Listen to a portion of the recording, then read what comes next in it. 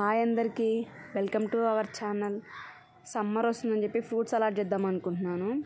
Fruit సలాడ్కి కావాల్సిన ingredients 3 cups milk, 2 tablespoon custard powder, 1 cup sugar, ఇంకా ఇంట్లో ఏమన్నా ఫ్రూట్స్ ఉంటే అవి తీసుకున్నాను నేనైతే.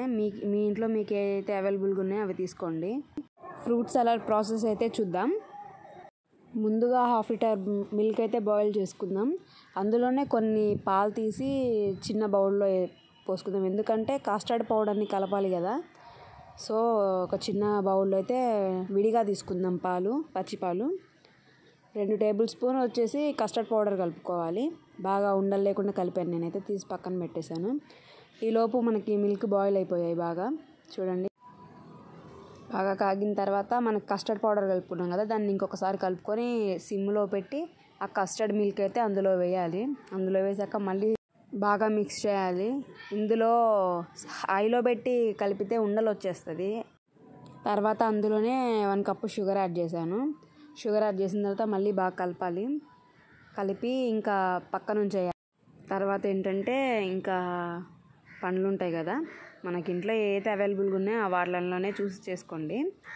మా ఇంట్లో అయితే ద్రాక్షాలు ఉన్నాయి, అరటిపండ్లు ఉన్నాయి, దానిమ్మ ఉన్నాయి, కమలాకాయలు ఉన్నాయి. సో నేను ఇంకా అవన్నీ నీట్గా కడిగేసుకుని మొత్తం చిన్న చిన్న ముక్కలుగా కట్ చేశాను.